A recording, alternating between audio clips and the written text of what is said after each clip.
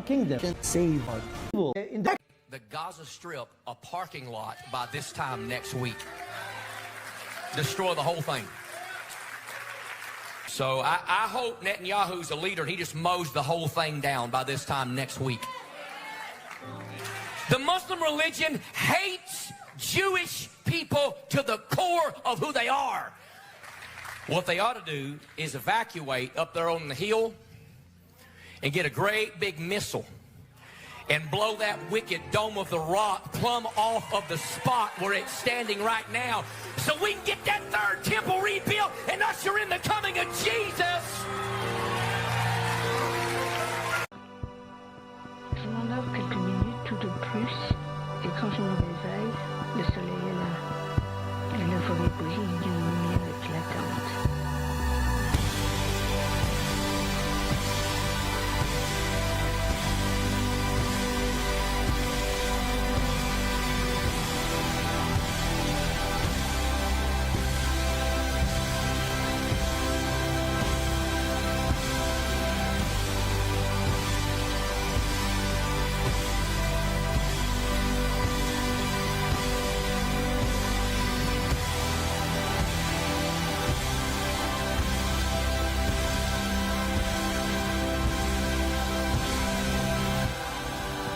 Je reconnais cette forêt.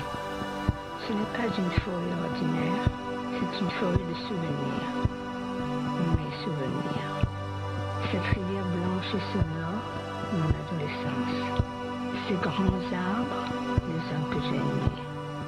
Ces oiseaux qui volent, au loin, mon père disparu. Mes souvenirs ne sont plus des souvenirs. Ils sont là, vivants, près de moi. Ils dansent et m'enlacent, chantent et me sourient.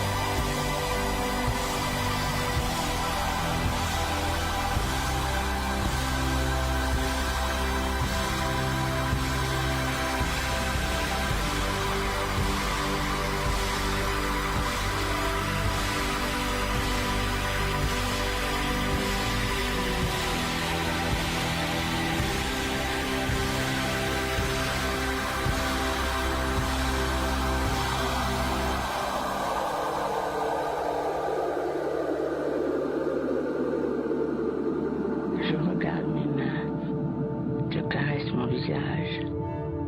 J'ai 20 ans et j'aime quand il me sourit.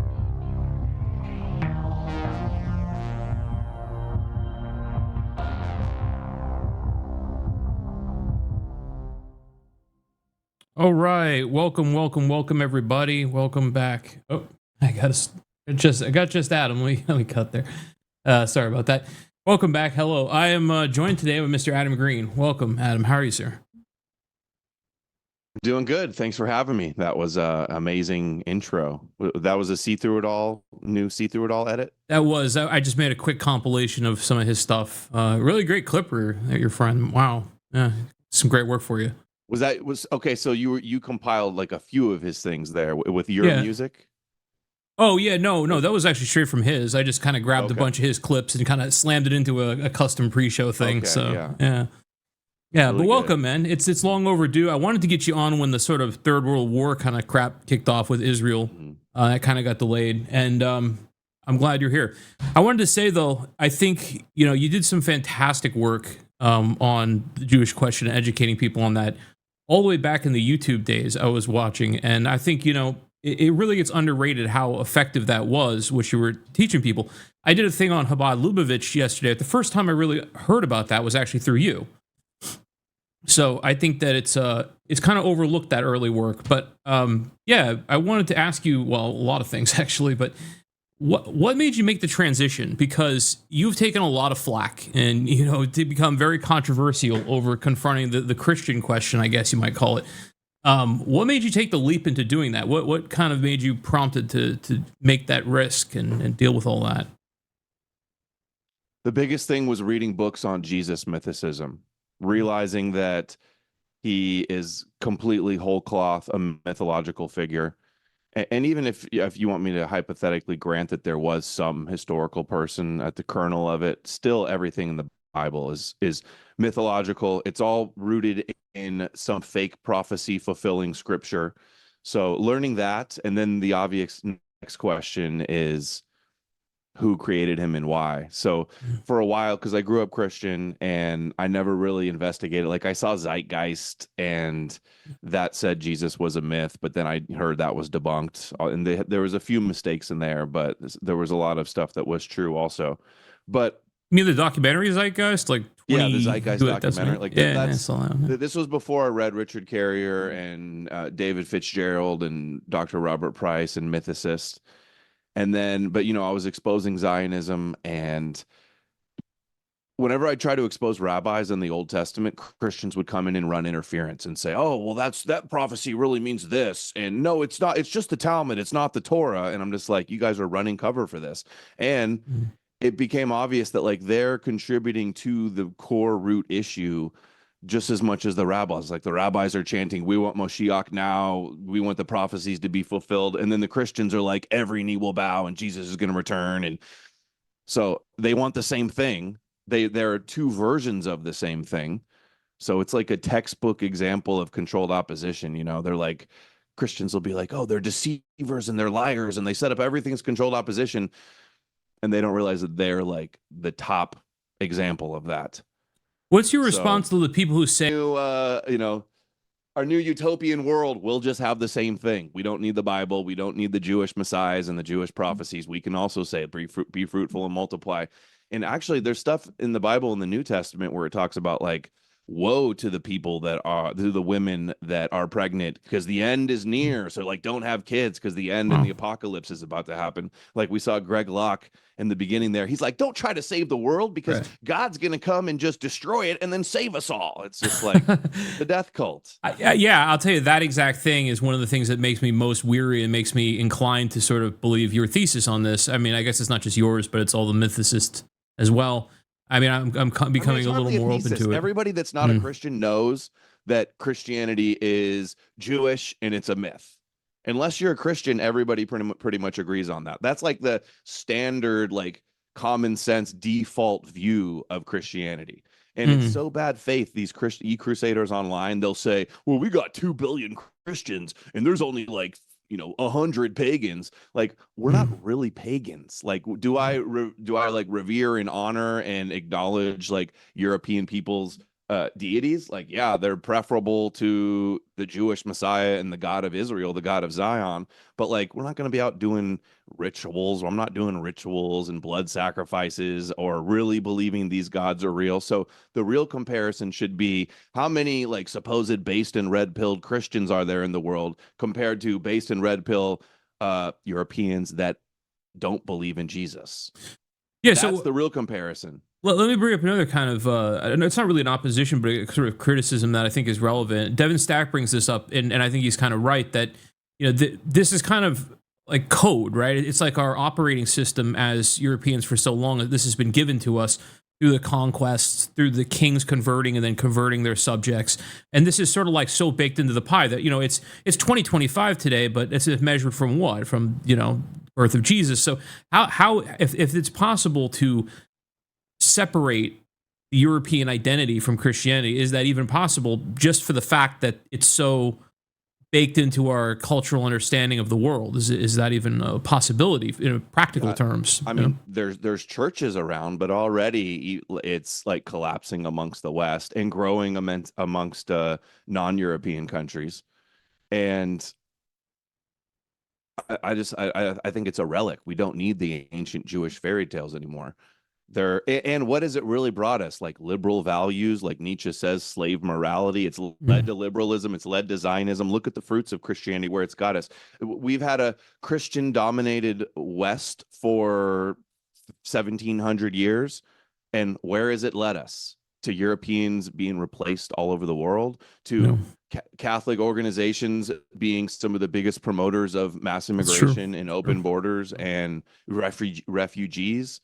You know, Israel's greatest allies around the world are Christians. The vast majority of all Zionists in the world are Christians. So like that's where it's led us. So it's true that those organizations absolutely do. They're as much behind it as the Jewish NGOs are, the Catholic Charities, for example. Yeah. So love your enemy, turn the other cheek. You know, we're all. I grew up in a Christian church singing over and over again, where I hadn't thought about this song for years, but still it's ingrained in my head. Jesus loves me, this I know. No, that's not it. It's that's the wrong one.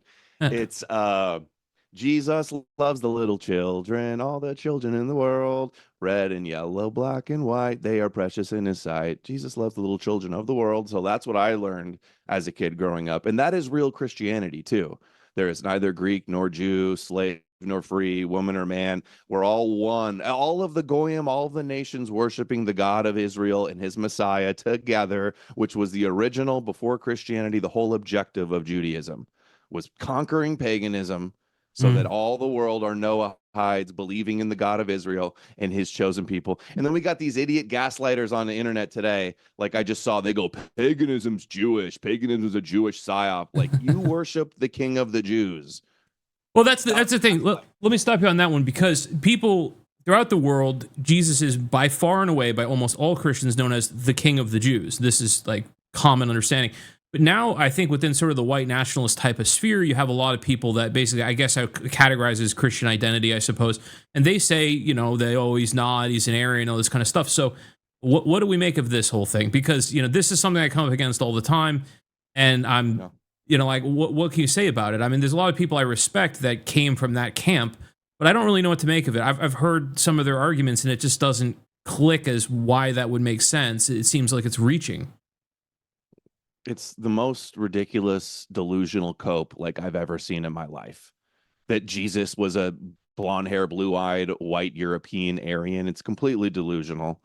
And they'll say like, oh, it's only the Jews that say Jesus was Jew. Like, give me a fucking break. It's every church throughout all of church history has acknowledged Jesus was a Jew and all the first Christians were Jews. It's not one denomination or just modern Schofield Zionism or whatever. It's from the very, very beginning. The scriptures in the original Greek, salvation is of the Jews.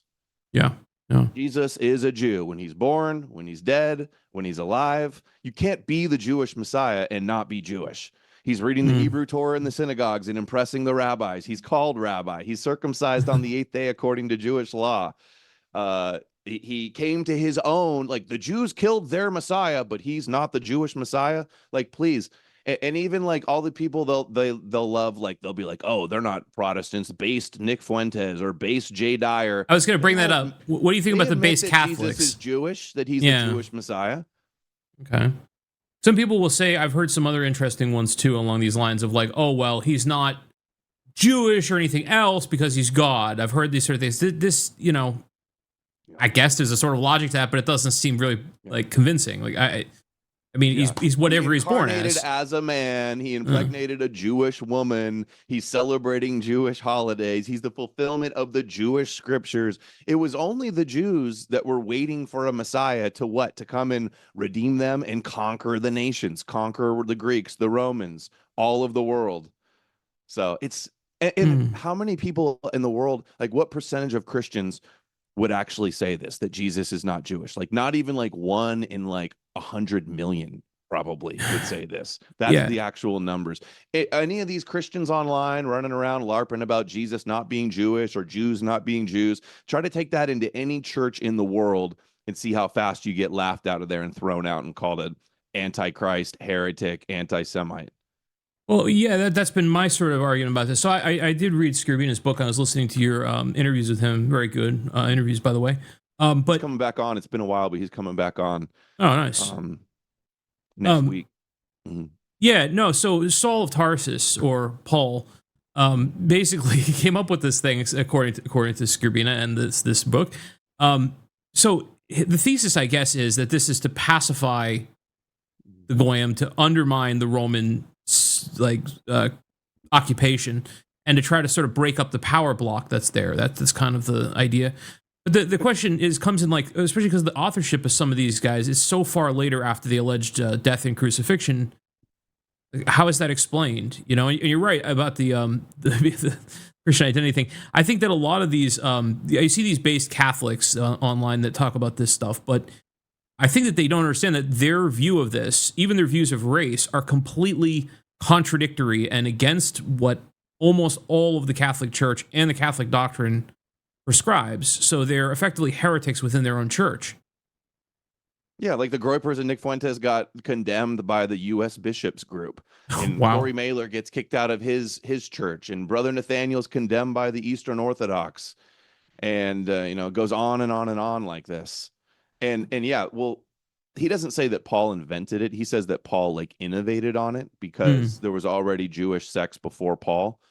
But it was for theological conquest. So inevitably, some Jews, they're conquered by the Greeks and the Romans. They're searching their scriptures. They believe in these prophecies. They believe that there's hidden messages from God about their salvation. So they connect a few prophecies, come up with this ascension, mystical, envisioned heavenly Messiah.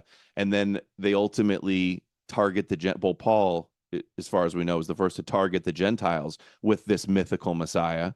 And it's for theological conquest. They couldn't defeat the Romans on the battlefield. No Messiah, political warrior came to conquer and win in battle. So they won.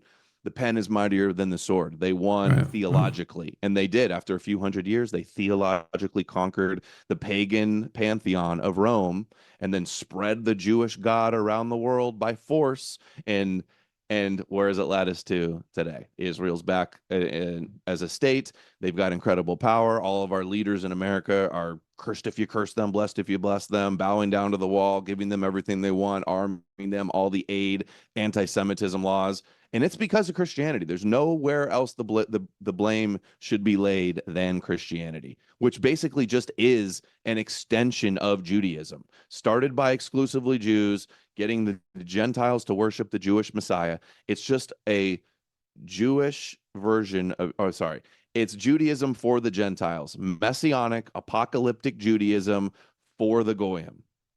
So why do you think it is, let's kind of go into the psychology of this a little bit. Why do you think it is that they can't just debate this with you? Like, why is it just a matter of not having a good enough counter argument, or is it an emotional thing? Because this is it. I think that even if, let's say we're both wrong, and just for having this conversation, we're damned to hell or whatever the punishment is.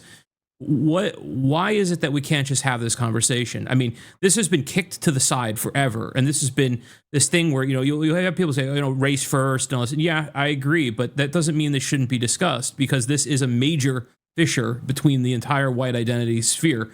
And if we just ignore it, if we just push it aside and say it's unimportant, then eventually it's going to be exploited for cracking it open and splitting the whole thing. And you've seen it over the last few months, especially, that this whole thing is heated up. You've seen people that have not really been talking about religion sort of enter the fray. HT did, which is in his fashion.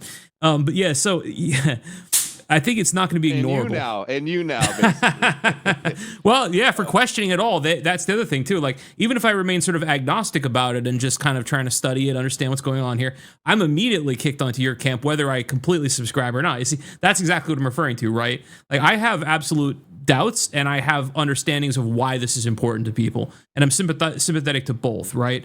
But this is what I'm getting at, right? Like, just for sitting here questioning it with you, talking about these things, thinking this thing through, there are people that are like, fuck you, you're a secret Jew, you're here to undermine us. And, it's just like this knee-jerk reaction. I don't understand why it can't be handled without that emotional, just reaction. It can't just be like talked out or something. Is it an emotional thing? Well, what do you think? It has been. I mean, with lots of them, they feel threatened and insecure, and they're scared, and it's copes and lies.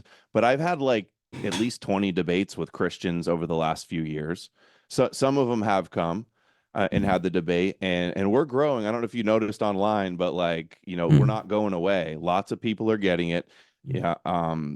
And the truth is on our side too. That's the thing. We've got all the evidence. The truth is on our side. And then mostly all we hear is copes and lies from the Christian side. They'll say, oh, Jesus isn't Jewish. He's God. Or the Jews aren't really Jews. Or they worship the devil. And well, Jesus is an anti-Semite. It's just like all of this stuff, all these talking points have been regurgitated for decades, if not centuries. And where has it led us? To a more Zionism than ever? To a more empowered Israel than ever?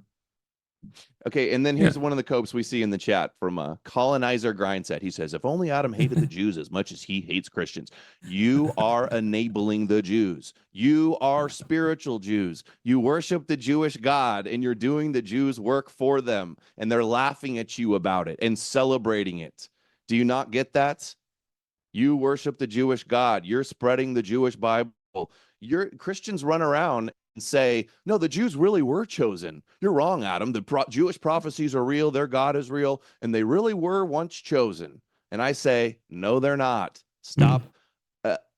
Stop affirming their delusions. Yeah, I agree with the rejecting their chosen status no matter what. Yeah, and absolutely. There's no reason we should grant any of that. This is Ben Shapiro telling Christians to go to church. And they should ask themselves, why is it that all these Giga-Zionist influencers, him, Prager, I'm sure you have a bigger list than I do, that are saying the same message? Why are they saying that? So, this needs to be pried into. This can't be ignored. This can't be kicked aside. And it can't be treated as unimportant. There's something going on here. And, you're right. It has had a pacifying effect. There's no doubt about that. You really can't argue that.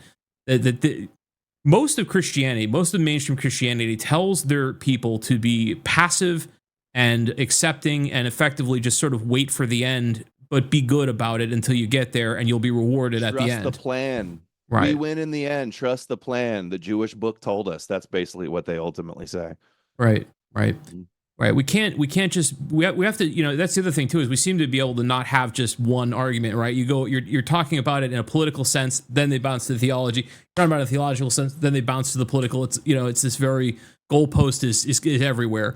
So like, I don't know how you debate this thing, man. It would drive me fucking nuts, but, yeah, I do think it's important to hash this out. I mean, in fact, I think this should be a routine debate thing where people from both sides should be ripping into it. And I've seen you engage in a lot of debates with these guys, and I hope you keep doing it. I hope more people do it. Yeah. If they believe doing this, spaces like since HT understood the Christian question, he's been holding these spaces all the time. I don't know if you tuned into that, but the Christians just take L's every day, left and right, nonstop over there. Yeah. Well, yeah. That's the way it's got to be to work it out, right? And if they got W's, they should get W's, But yeah, I don't know. I'm having a trouble with it because I was the same thing. I was raised Catholic. I kind of dropped out in my teens and kind of moved on, and I've always had problems with it. You're telling me to believe in a guy that walks on water. You're telling me to believe in a flood that washed out the whole world, talking snakes, on and on and on and on. This goes. And I'm sitting there as a kid being like, what? No, I mean, as a metaphor, okay, maybe, but like the idea that there's people out there that believe that shit is literally the case, that the Earth is, 5,000 years old or something, these like super fundamentalist types. And then if they were just a kooky cult, whatever, but they're not. They have incredible political power. I think it's like Paula White, I think, is like this advisor to Trump and this sort of thing. So this is influential. This causes effects in the world and changes the way our lives function and are organized. So, this is a very important issue, even if people don't want it to be. So why the desire to cling on to this so much? Let's assume you're right. Let's go with you right on this. Why then do they want to cling on to this so hard that they can't let it go, no matter what? I think there's a lot of Abrahamic gatekeepers that maybe agree with me, but they just don't want to lose because it's such an embedded, ubiquitous cult for so long. They don't want to lose half their followers. Influencers are scared of losing supporters and being attacked by the Christian mob. So that's one thing. But the reason we haven't been able to really reach a lot of people, there's gatekeeping in the atheist academic circles, which is very corrupted by Christians and Jews and Muslims also.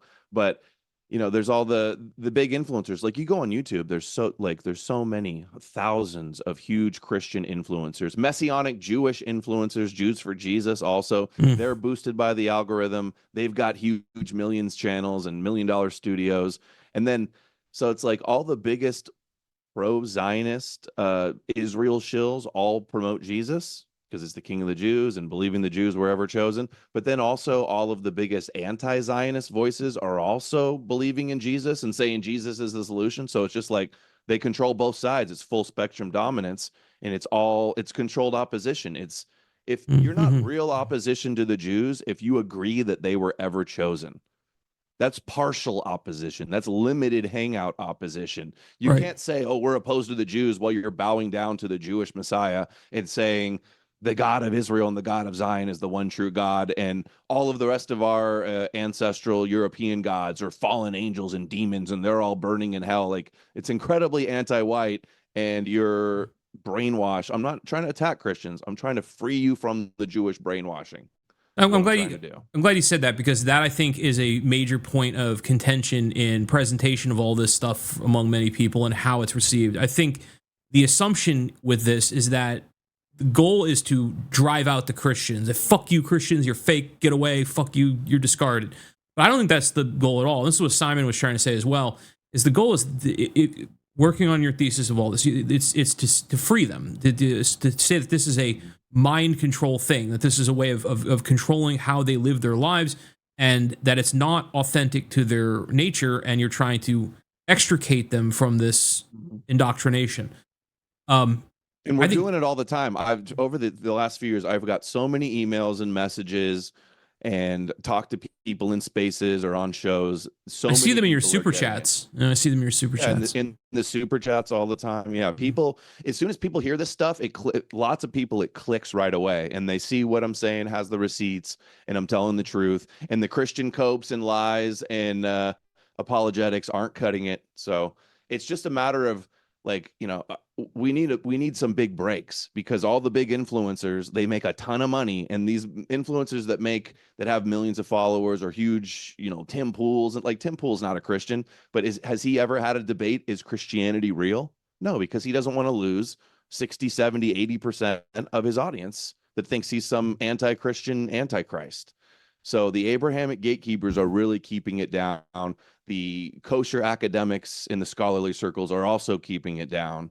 But it's bubbling up, and they're not going to be able to completely get rid of it. So that is a thing, absolutely, too. I do see that some of the ones that take a Christian approach to this stuff, like Fuentes or even Jake Shields, they tend to have a bigger following. Do you think that's part of this? Is that part of the thing too, where they're being amplified because that's acceptable?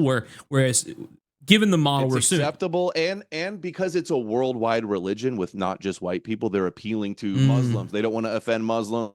Like Latin America, Africa. Like, there's so many people around the world are Christian, and not just white people. So it's a bigger market to appeal to. And it is more kosher and acceptable. And what else? I was going to make another point about how it's. I guess that sums it up pretty much. But maybe it'll come back to me what I was thinking. It does seem like they're given a lighter hand in the enforcement of censorship and this sort of thing, versus people that take exclusively racial approach instead of a Christian mainstream religious approach. So are we to infer from that this is more acceptable to our Jewish ruling class, I guess? Is that the idea? At the same time, though, they use the Christian anti-Semitism as like the justification for more censorship at the same time. Because the Jews can point the finger at Christians and go, oh, you're persecuting me. You blaming me for killing God. You're saying that these blood libels that I killed God and drink baby blood and all that stuff. And then that, with lots of people, that gives them sympathy, and it says, they say, censor those crazy Christians blaming Jews for killing God. So it is more acceptable in one way, but also it is justify more censorship too. So what do you think about this claim that some people have that, like, you'll hear this one all the time, that Christianity's hated the most? You'll get this a lot. What do you think of this kind of pushback? 'Cause I do see this one. Where's this one? They said, well, we've got tons of clips of rabbis saying that they prefer Christianity to paganism, and that Christianity is good. Like the top rabbi in all of Judaism, Maimonides, says that Christianity is like fulfillment of God's plan. It provided a divine, like positive purpose in the world of bringing the Gentiles away from their pagan religions and closer to the God of Israel through the Messiah. And of course, like Jews, so like the top rabbis understand the bigger picture of what Christianity and Islam did.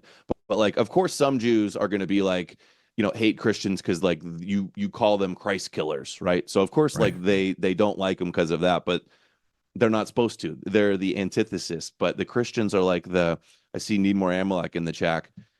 The Christians become like the Washington Generals to the Jews who are the Harlem Globetrotters.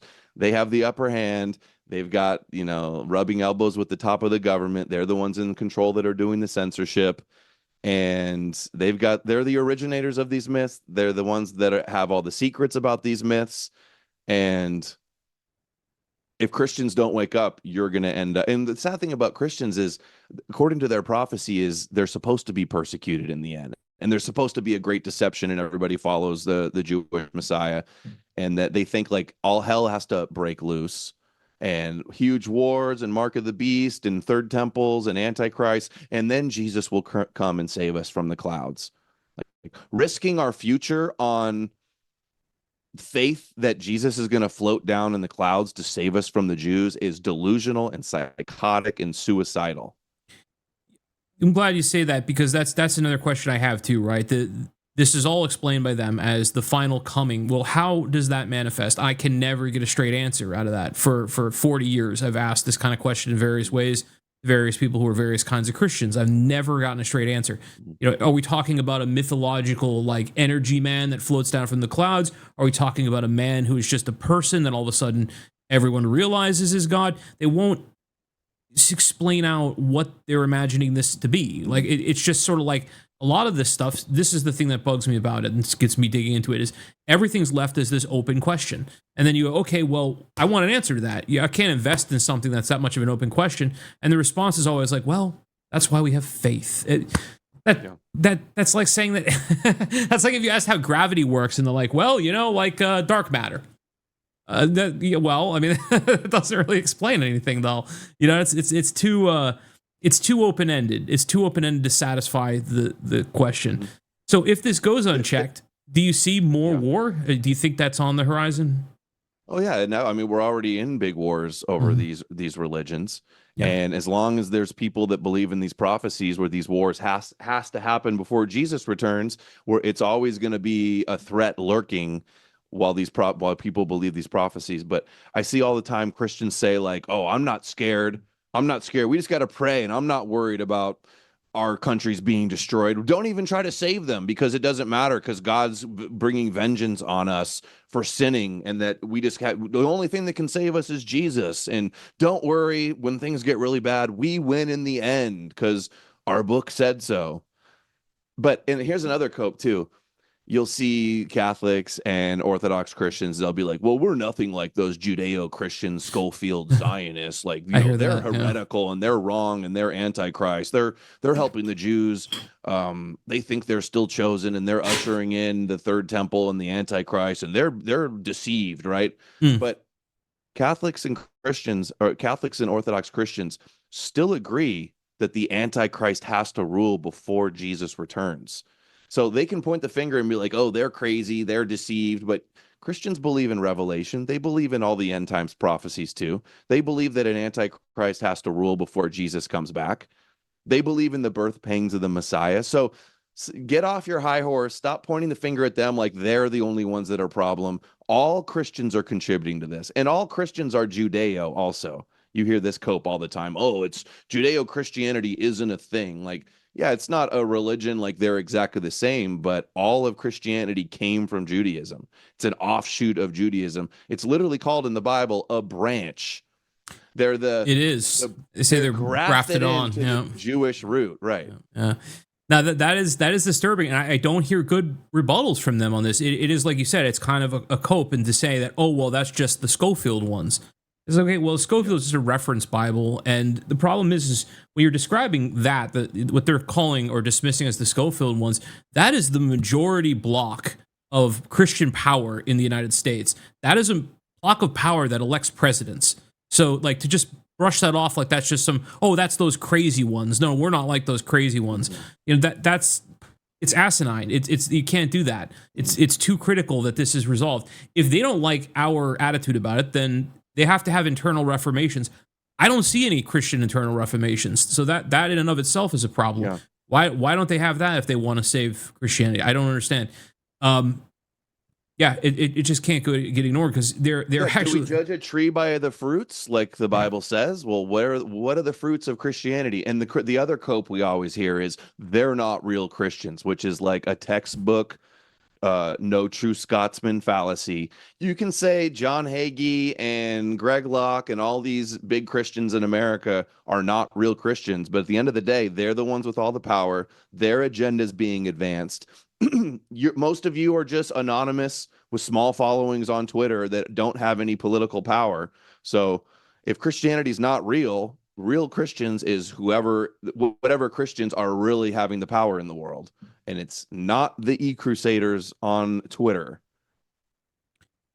Right. Well, exactly. The no true Christian thing. It doesn't. Who gets to decide who's the true Christian, right? So that doesn't work. And I do see that. They call you not the real Christians. Right. Go into any church and then see who has the majority. You'll get thrown out so fast. Ben Shapiro's gets the red carpet rolled out for him at the Vatican to meet the Pope. I'd like to see the Pope meet with Nick Fuentes. It would never happen. He would condemn Nick Fuentes, but then Fuentes still shills for Catholicism like it's the answer. Yeah, there we go. That's some great B-roll. Is that the new Pope? No, it's Francis. This is Francis. So I bring this up because I see a lot of these guys, including some of my most vicious haters. They represent themselves or tell people that they are Catholic, and then yet at the same time, these are the most like base racists you can imagine. Slurs every other fucking sentence. And I'm trying this is. It's like, do you know what Catholicism is like? It's a multiracial religion. It's universal. Universal, right? Yeah. So it seems very contradictory, and I wonder, is it that they're actually not that? I've heard people in the case of Mr. Fuentes, I've heard people around him say that he doesn't even go to church. I think a lot of these other people, they claim the identity, but they don't actually participate in it in actuality. They don't really go to church. They don't really read the Bible. They don't really study this stuff. They're like LARPing as it seems. Is that what you think? You just reminded me of why I think lots of people do the LARP and do the Jesus grift, is because you're tapping into a pre-existing cult. You're tapping into the pre-existing tribe, which is already established and huge. But instead of helping us expose the problem, the huge Christian problem we have, they're grifting off of it and saying that more of the problem is going to be the solution. Like these Christian nationalists say, we need to bring Jesus back in the White House. And I'm thinking, like, Jesus is the reason that Israel has so much power in the White House. Do these internet Christians think they're going to take over and overcome the Christian, like the Vatican and all the evangelical Protestant churches in the country? Okay, let's see it. Do it. Why has it not happened yet? And also, I don't want to hear another word about atheist or pagans until you get your church in check. Right. Well, that's the thing too. They don't go to church. They'd be thrown out immediately. The assumption is that if we don't participate, and somebody else asked that question earlier about, okay, well, if not Christianity, what then? And that's a legitimate question. I think it's a good faith question. The assumption usually is that, okay, well, if you're not Christian, then you must be pagan. So we're out there worshiping fucking Thor or something. It's Wotan's day, so we're worshiping him today. No, most people I know. Here's my God. He never told me to that the salvation comes from the Jews. He doesn't. His daddy is not the God of Israel. That's he great. Wasn't circumcised on the 8th day. He didn't celebrate Passover.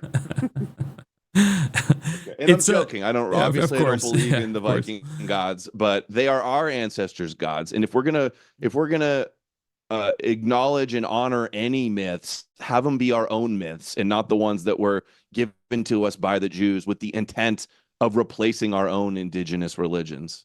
But this is the thing. This is the core of what makes this all so crazy, is that you have a bunch of people who will vehemently express their anti-Semitic attitudes in general. They can't stand Jews. They never trust a Jew. They'll swear up and down how much they hate Jews. But then, they have no problem buying into this major, literal explanation of life that's provided from them. So I find it very inconsistent, and I think that naturally would they cause hate you Jews, they're liars, but then they believe their origin story. Or right. and at the end of the day, these anti-Semitic Christians, their only real problem with Jews is that the Jews don't believe in Jesus. So they're not criticizing them for thinking they're chosen and wanting to rule the world with their Messiah. The problem is that they rejected the Messiah that was meant to conquer on the Goyim. That is the stupid. And then blaming them for killing God when that's the big thing you always see. They killed God. They hate Jesus and killed God. Okay, so now they're supernatural God slayers. And why did they do it? Because they fulfilled God's plans and God's prophecies, and God sent his son to be rejected, and Christianity wouldn't exist, and you wouldn't have your blood atonement scapegoat magic ritual in your religion. And Paul literally says it's through the transgression of the Jews that brought salvation to the Gentiles. So having that be your big issue, that they rejected their Messiah that was meant to conquer us, is literally retarded. It doesn't, I don't get why we would want to interpret our own racial ancestral history through that of an enemy tribe. So that, I think, is the core of this whole thing. And the only way to get around that is to try to say that, oh, no, Jesus really wasn't Jewish. The Saul and all the other apostles really weren't Jews. That's so what do you do with this one, right? Because they're always saying that. You hear this all the time in all these chats. It's probably in the chat somewhere right now.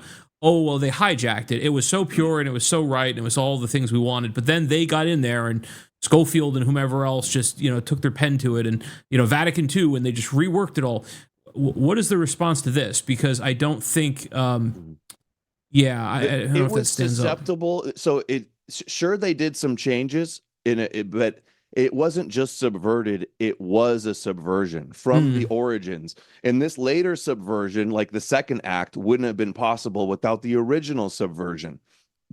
We hear a lot about great replacement. Christianity was the great replacement of our philosophy and gods and traditions and cultures, and it was replaced with Jewish myths and Jewish fairy tales.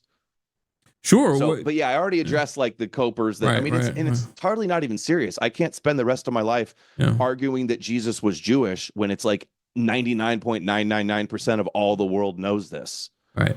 And so I already went over. He's circumcised, celebrated the Jewish holidays. He's called a Jew over and over again. And don't say, oh, the word J didn't exist. And it's, if the Jews killed Jesus, then he was a Jew, because it's the same Greek word, Iudean and Iudeus. And all the first followers were Jewish.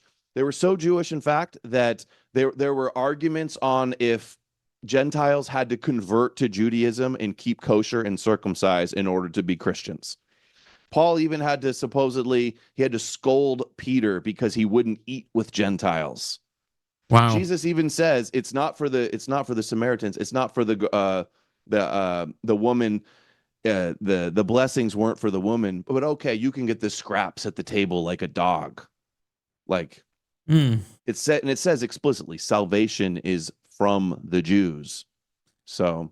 Yeah, I don't know how you can step over that. I will say this thing too. I think that you were talking about how it's replaced all of our ancestral religions, and I think it's not just simply a matter of like we had religions that were the same as this but different. No, we actually had wisdom traditions. We had effectively our own kind of priest class, almost shamanism like in the Druids and the Germanic tribes and all this. And this was all wiped out. The Crusades, they burned these people alive. They destroyed all their records. They destroyed all their altars.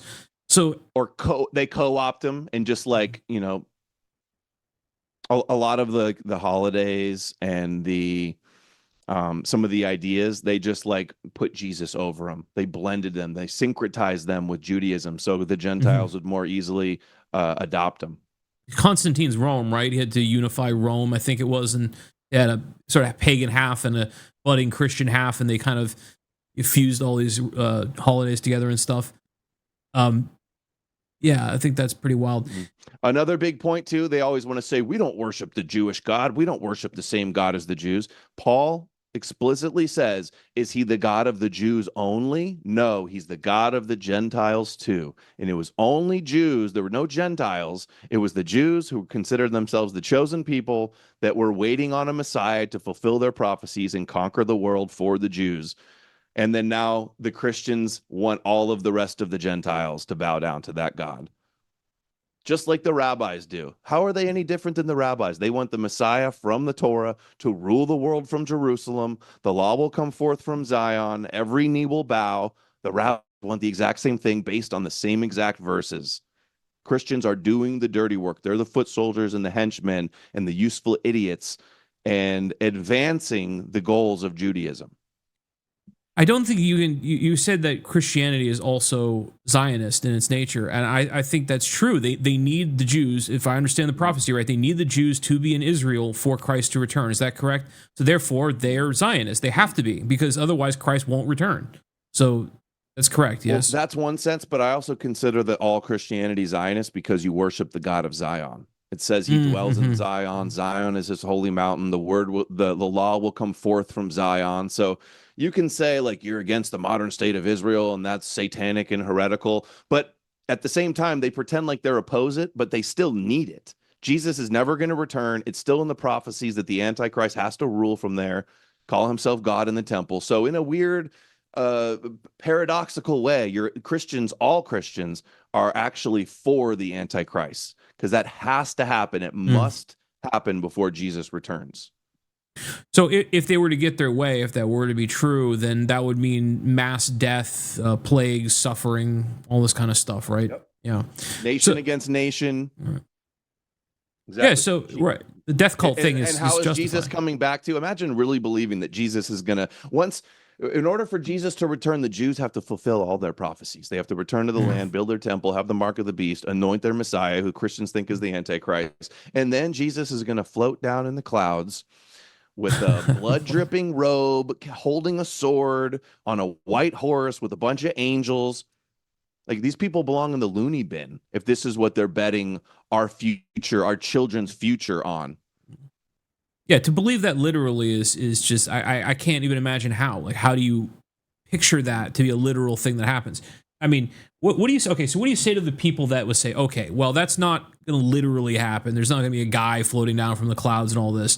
Oh, they say, oh, it's a metaphor and it represents this sort of thing. What do you say to this? I've honestly never heard that. I've never heard them say. I've never heard them say it's a metaphor. A metaphor for what? Like, how could that be viewed metaphorically? I've seen people say this in like live chats and stuff, but I don't really know how it could I'd like to. I'm open to hearing what they have to say, but I'm pretty sure that would be blasphemy to say that he's not going to return on the horse in the cloud. You don't have faith, Goy. Right. Yeah. So what would you describe yourself? I forgot other point too. Where is he going to return to? The Mount of Olives in Jerusalem too. Your holy land. Europe is my holy land.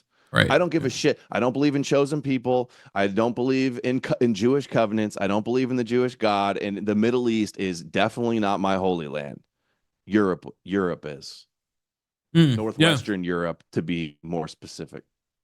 Yeah, no, exactly. I don't have any connection to the Middle East. I don't want one.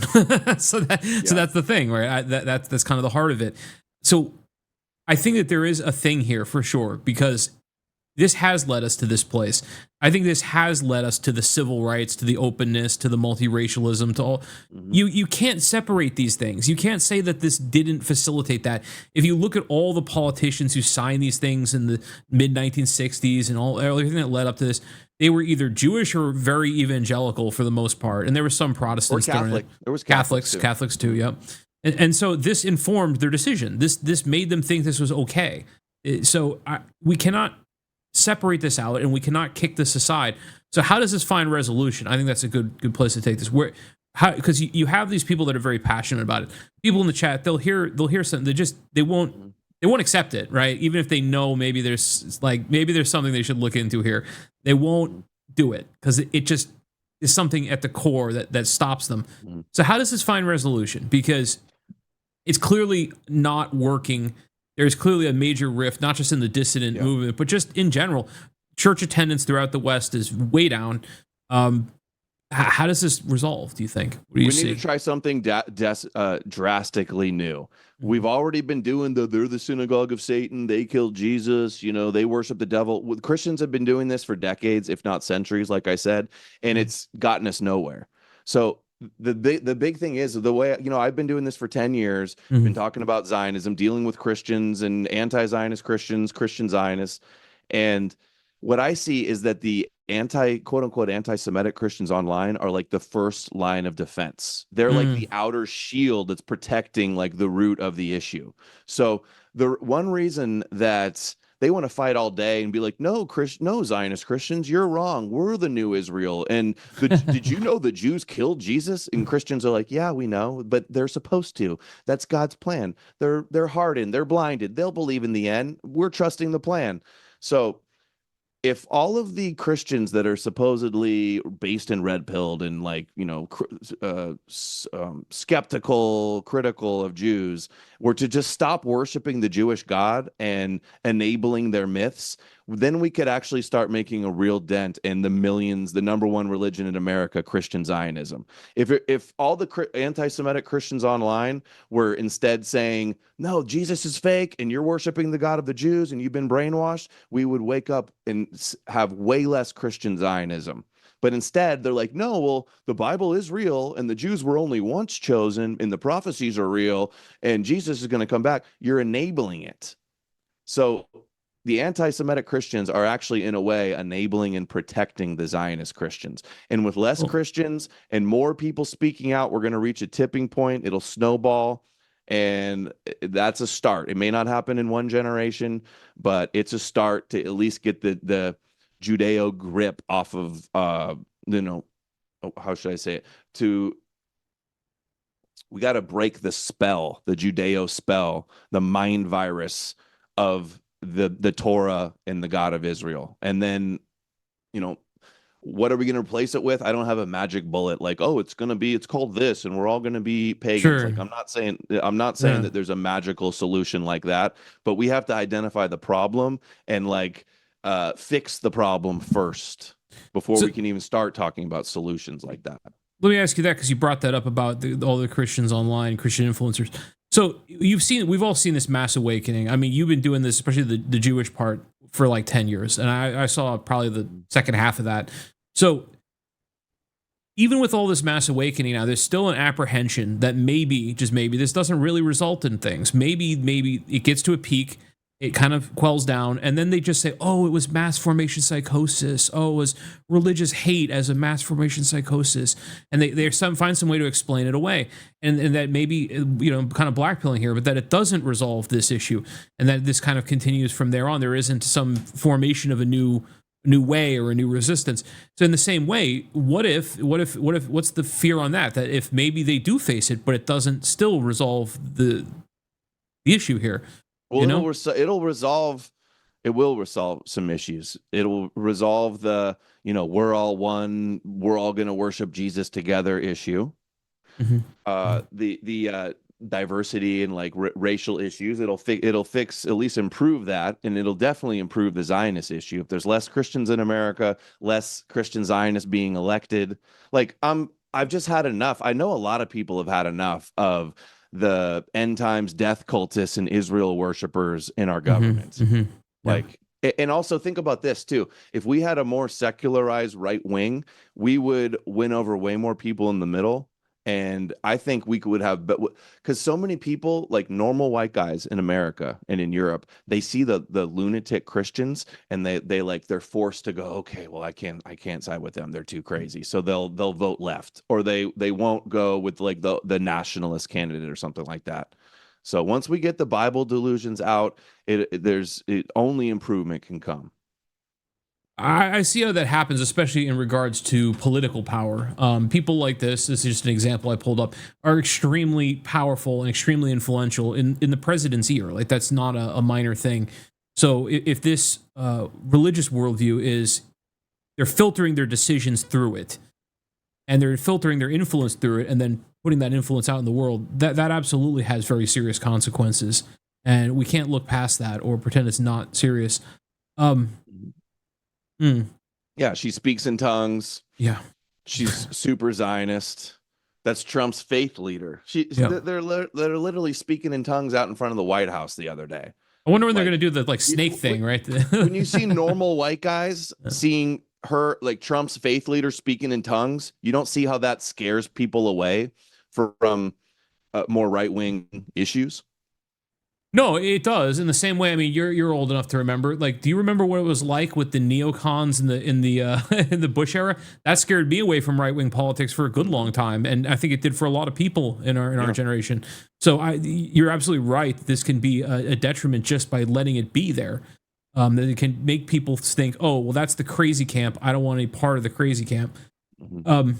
And so much of it, like these people that like are susceptible for falling for Christianity, which is almost just like a big Jewish conspiracy theory. They're also falling for flat earth. You know, all the flat earthers are biblical flat earthers, or they'll be anti-science, anti-evolution, or just fall for every kooky conspiracy under the sun also. And that scares people away, and that discredits us, and that decreases our influence and our power. And we just need to get serious. We need to forget about the ancient Jewish myths and the delusional conspiracies and just get realistic and get serious. Yeah, well, especially when it comes down to like our survival. You know, we have very serious demographic problems where we just might not be a part of the future if we don't get this shit together. And if we're too busy arguing about, you know, what happened 2,000 years ago, no, I can see that as absolutely detrimental to our ability to actually get our shit together and save ourselves as a people. So one of the biggest things is kind of praying isn't going to do it. Yeah. Praying and more of the problem isn't going to be the solution, or just going, oh, it's okay if everything goes to hell because Jesus is going to save us. I see this attitude all the time with Christians, not just evangelicals either. I see Orthodox say this, Russian Orthodox Church. I see Catholics say this. Yeah, I come back to the thing about the programming though. Like how is it possible to do anything with this in the sense that it's just so ingrained in people? Like even beyond the actual doctrines of religion you're describing, just in like the cultural terms, like I mentioned about the how we count years and stuff. You know, there is something about this where it's so cultural that maybe it's just kind of beyond doing anything about like that. You think that even if they do face the issues with the go ahead. Yeah, I see it happen all the time. You know, I was raised in a really Christian family. I have no problem leaving it at all. Lots of people that I know, everybody I know that watches my show basically and is like on board with what I'm doing, they were all former Christians too. And they're all liberated by this. They're all feel freed by this. They're happier now. They can't believe they ever fell for it. And honestly, I don't want to be too negative, but like a lot of people out there are like low IQ, low info, low IQ, and they're just kind of like sheep. Like Christians like, oh, those Jews call us cattle, but you call yourself a sheep following the Jewish Messiah. So they really are like sheep. And if they see a bunch of big influencers saying, you know what, actually, I'm sick of Christianity, it's fake and Jewish, they're going to go along with that. If they see the herd moving in a direction, they're going to follow too. So it won't be that hard to leave it. There is an existential carrot and a stick thing here, and it is liberating. Like my understanding of God is not anthropomorphic. My understanding of God is an infinite force, you know. And as a force, it doesn't have human traits. So I think this is not a vision of the infinite. I really emphasize that word that is very well understood, but it's absolutely liberating because you don't really. It's not personal like that. It's not. You know what I mean? It's not judgmental in that same sort of way that a humanoid deity sitting in the sky, like, you know, with a ledger being like, yeah, he fucked up there. Judging you if you believe in Jewish prophecies or not. Judging you if you believe the Jews were ever chosen. Judging you if you believe in blood magic forgives you for your sin. It's a good point. And yeah, I haven't mentioned this yet, but people might end up wondering. I'm not an atheist either. I'm agnostic. Yeah. I think anybody trying to talk for God and claim to know what God says or wants is just trying to control you. But I'm not like a hardcore atheist or anything. There could be something out there I don't know. I think the universe is infinite and amazing. Yeah. I'm not a nihilist. I'm not, you know. I'm not pro degenerate or anything like that. Just when I hear that stuff from Christians, they go like, without Jesus, like everybody's going to be gay and trans. It's like, would you be gay without Jesus? Are you gay and you have to pray the gay away? And that's why you need Jesus. That's why you love your 30-year-old virgin on the cross with his washboard abs, because you're so guilty. And also Christianity appeals to a lot of like, bad people, like people in prison, people that are like down on drugs, people that have done really bad things that they're guilty about, and they're desperate for that forgiveness. All they got to do is believe that the King of the Jews died for you, and then you're forgiven. So it's like, no, that's a point that Simon makes as well, is that there's the redemption thing is very much sellable to people that have a very bad life going, and that maybe that's not the kind of thing that we should center our entire organizing the world around, right? I get that. It's not even a good thing either. It's like somebody else died for the fucked up things that you've done. Like, where's the accountability? Like, that's not honor at all. That's not justice. Somebody else paying a punishment for something you did. And the idea that like the Christians do this too. Christians, like, you could be a rapist, murderer, but then if you're born again, if you're dipped in the water and you drink the blood and you believe in that Jesus died for you, now all of a sudden you're the moral one and you're a good person, and you can like point the finger at non-Christians and like act like you're holier than thou. Christians do this all the time. It gives them a sense of superiority. No, I do see that. I do see that. And some of these people, it's just they're not in any position to make condemnations of anybody else, and yet they do because of exactly what you described. I mean, my biggest apprehension of this is just down to the thing about, like, I absolutely get the criticisms of the mythology and how this maybe doesn't make a lot of sense. I think that absolutely adds up. My biggest thing is like, how do you pry people away from the cultural programming? It's like, all they've ever known is Windows, and you've heard of Linux, but they can't get a copy of it. It's very weird. Like, I have a very good metaphor for it. Other than that, it's just so ingrained, and I wonder if they can handle it. But like you said, I mean, a lot of the people in your chat and people that follow you have sort of said that it's been liberating, and I'm not surprised that whole moral carrot and stick thing is very oppressive. And I think this is actually, this may be something, I don't know if you touched on this before, but I think maybe this is the thing that drives people to immoral behavior at some point, because I think sometimes they feel so burdened by this that when they get to like the teen rebellious years or something, they're like, hail Satan, let's torture a cat or something. And it's like, you go the opposite way. That's like a real thing. The preacher's son or the preacher's daughter syndrome. They want to rebel and, act out. And also the idea that like, if you believe that all you got to do is believe in Jesus and then like, go to confession and say some Hail Marys and then you're forgiven, like that almost gives you permission to go out and do fucked up things, and you can get all down on yourself and feel guilty and, oh, I sinned, and then you get to go say you're sorry and you're forgiven. So it does kind of give people a pass to do bad things also. Yeah, it's neat. It's a pretty easy out, right? You can go rob, rape, kill, whatever, and then just get dipped in water, and it's good. Yeah, that doesn't really add up. No, I agree with that for sure, and I don't understand how that can be accepted in a societal way, and then we're all just like, that's fine.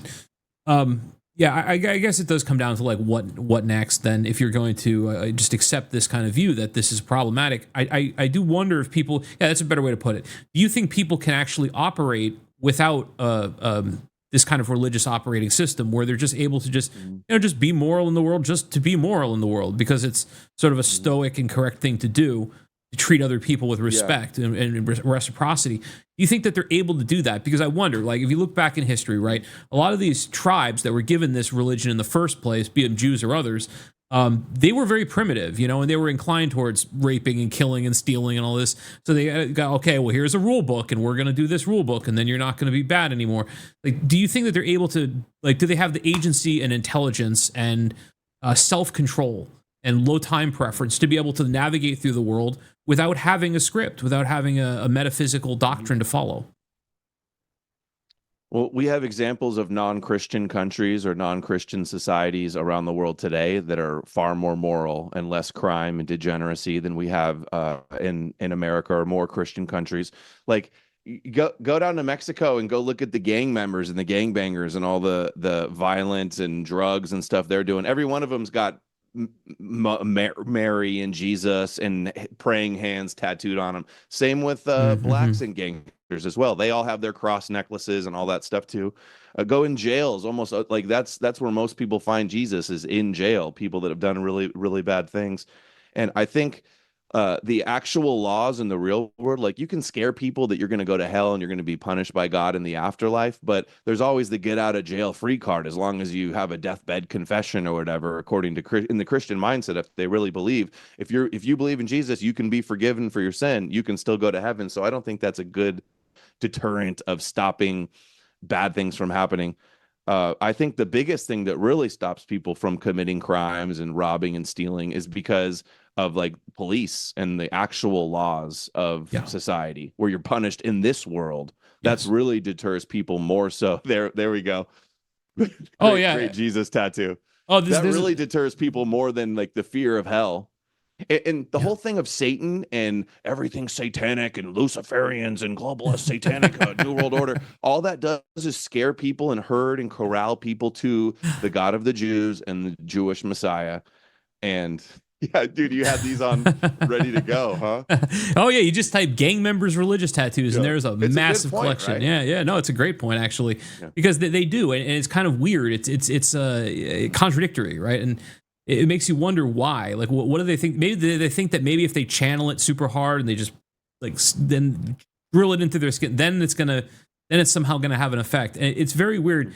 I noticed throughout a lot of this stuff, there is a sort of superstitious element here that is the sort of idea that, if we do this, do that, do this, and do that, then it's going to have this effect in reality. And I wonder if that's something that we actually are able to free people from, because I think that maybe there is a certain inclination people have to that, almost like an OCD kind of thing.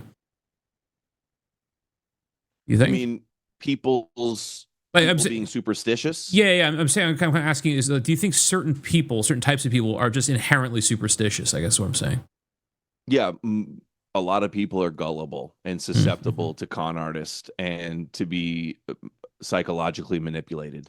Yes, that is true. Yeah.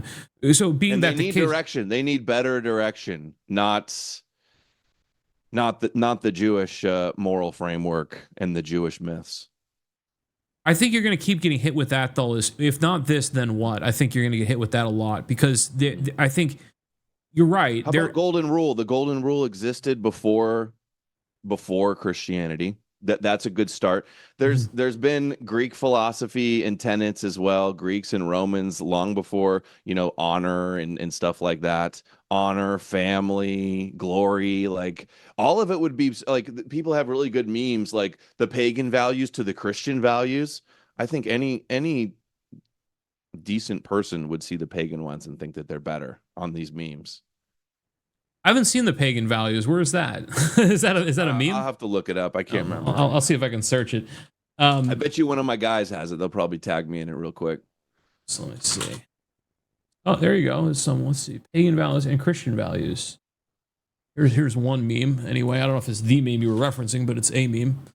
There you go. Religion, spirituality, pagan values, Christian values, Abrahamism, morality, master morality, Christian, slave morality, heroes in paganism, saints in Christianity, priestesses, diviners, oracles, mediums. Yeah, that's not the one. That's not the one that I had a picture of like a sculpture of, I think, like a Roman emperor or something.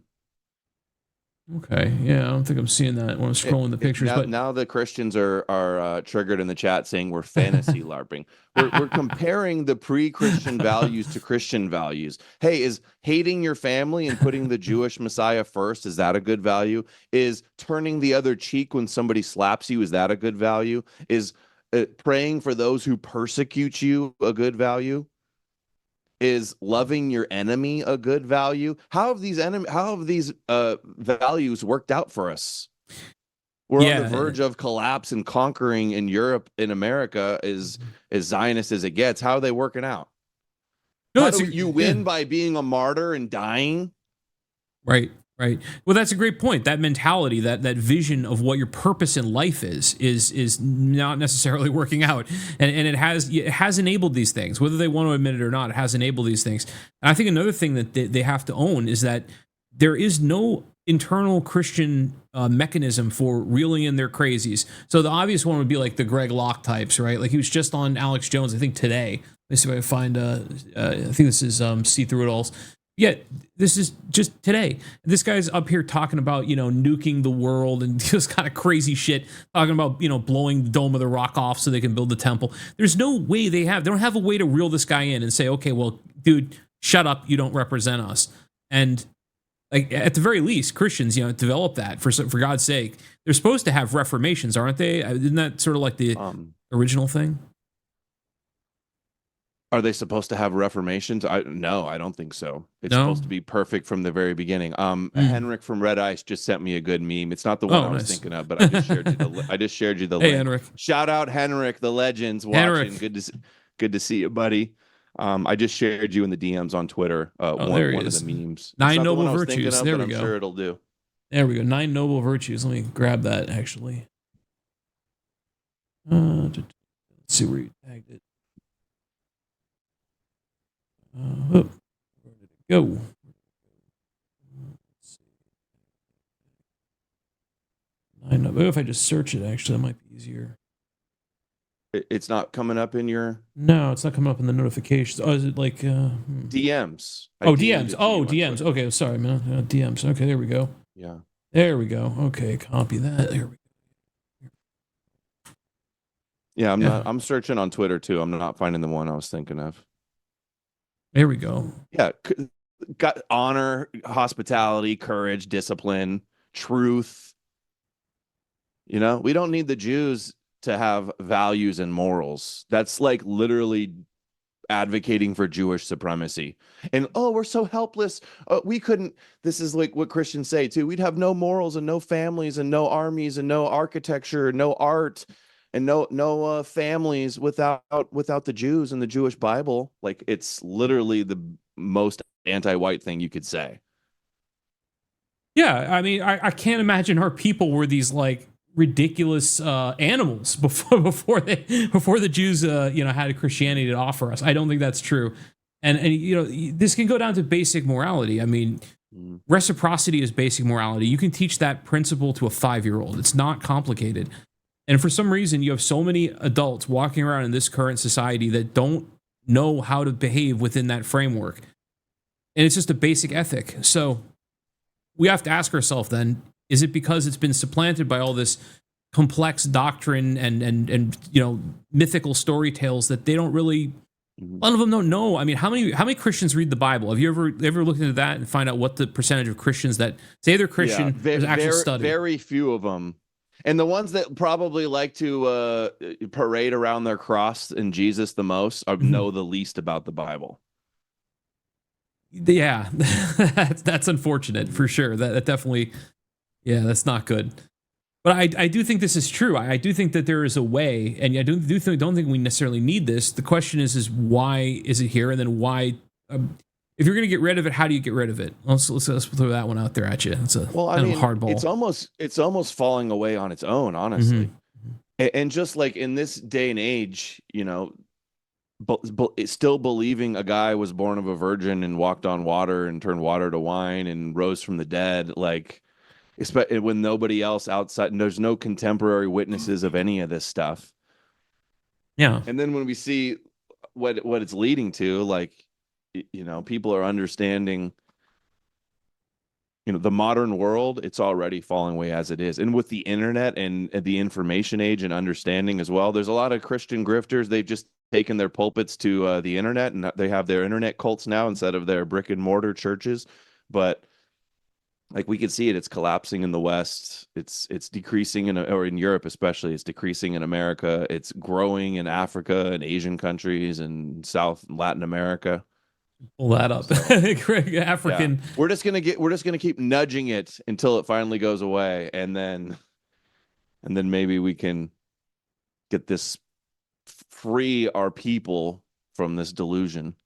Kenya's booming. Oh, that's the wrong one. It didn't get the link there for me.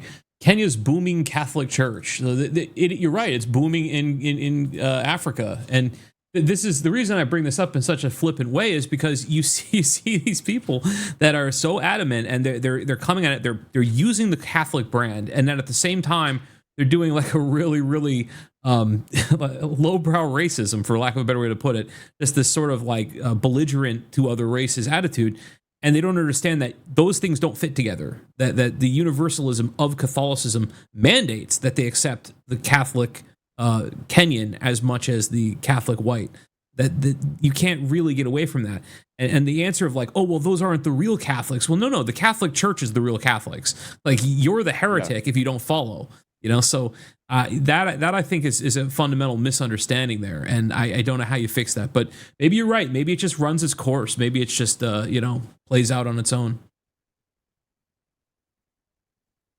Yeah, well, I mean, we're also going to try to. I'm going to try to destroy it, also, not just let it run its course.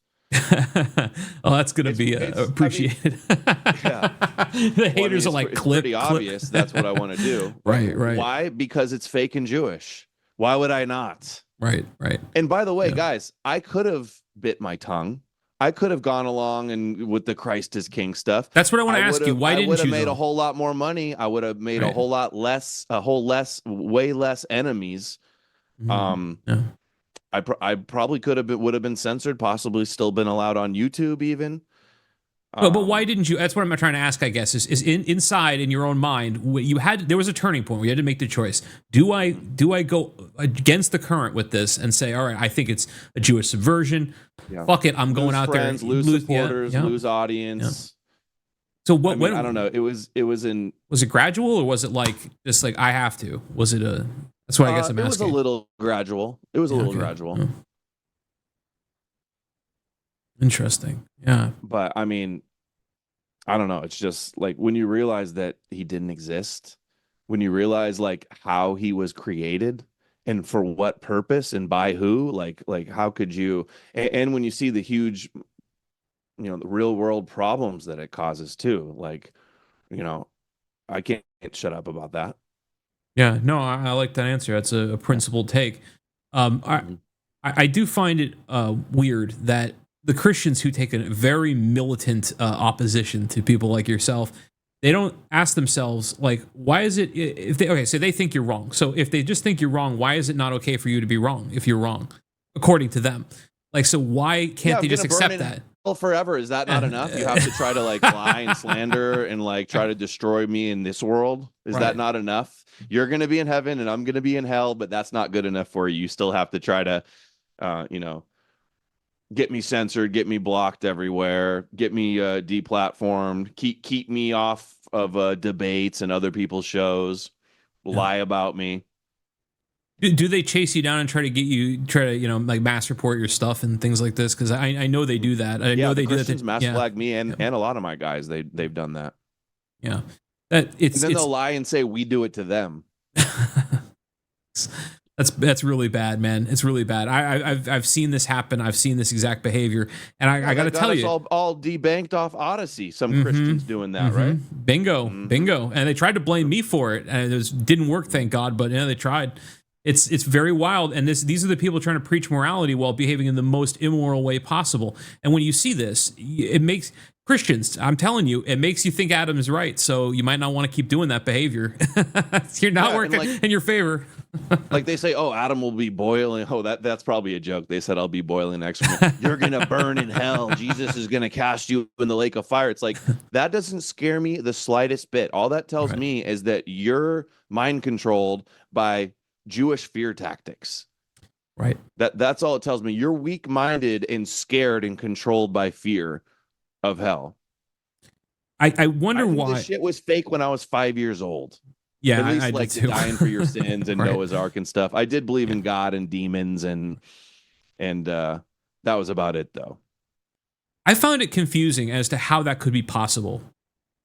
I found it confusing because they would adamantly tell you, oh, this is the thing, this is what it is. They'd tell you with all that certainty, and then you're just hearing these things. And I'm sorry, I don't believe a guy was born of a virgin or walked on water or there was a flood that flooded the whole earth and 2 animals. It's too much. It's too much. You always say talking snake a lot. Come on. It's like they're asking you to buy into things that have no basis in reality. Of any reality you've ever experienced. The story is so obviously just like a mythical, like an ancient people that didn't know how we got here, and that's what they came up with. I remember being like 5 years old, reading the little cartoon Jesus Christian storybook, and asking my mom, like, "Is this real? Like, did this really happen? Is this real history, or is this just like a made up story like all the other books I'm reading?" And she said, "Yes, it's real. It's a perfect book. It's God's word." Even that, God's word. Okay, well. So how is it God's word if a man wrote it in a book? Like, they don't explain things like that. You would go to them as a kid. I remember this. I would go to them as a kid and say these things, and the Sunday school teacher would always have the same answer. Well, just ask the priest. Oh yeah, let me get in line to get some convoluted answer from that guy. Sounds great. Like, what? Yeah. So yeah, who was there to know that Jesus said, "Let there be," or God said, "Let there be light"? And then he thought it was good, and he rested on the 7th day. Like, God's got to rest. Who was there? God told it to Moses on Mount Sinai through the burning bush. Like, okay. Right. Yeah. Sorry, but I'm not retarded. Right. Well, the answer I get for that usually is that, that's all mythology. It's a mythological explanation. Well, we've been going for pretty long. I think let's go ahead and check out let's go check if we got answers and questions and attacks or whatever people sent, and let's find out. Jill Coos says, no such thing as an anti-Semitic Christian. They fake it to fit in. Ooh, that's an interesting take. What do you think about that take? I mean, I kind of agree. Like, they could hate Jews for killing Jesus, or they can say things like where they think they're anti-Jewish. But if you believe that they were ever chosen, like, you're giving them the biggest con in the world. You're going along with the greatest psyop ever. So I sort of agree with that. Yeah. I don't see how those things work. I don't think how those things work. The only way you can have that work is to do the Christian identity route and say that, he's not Jewish. But, I don't know, man. I've listened to these things. I've listened to Wickstrom and stuff. And it doesn't click for me at all. Sorry, I'm not buying it. The guy's a kook. And you know how Wickstrom did that video with that fake Rabbi Finkelstein? No, I never saw that. You never seen the Rabbi Finkelstein? Christians will still share this around all the time. Like, this is proof of them worshiping the devil. It's literally a fake invented rabbi, and he did like a fake interview with him. And I don't know if he told everybody it was fake at the time, and that was just like a bit or something. But Christians fall for it, and they spread it around as if it's real. And it's so discrediting. You look like clowns falling for obvious bullshit. Yeah, it seems like bait. One thing I do want to bring up, though, before we're wrapping up here, I wanted to see. So a lot of the people, they imagine that everybody in their pantheon of white nationalist heroes was a Christian, especially the Christian identity types.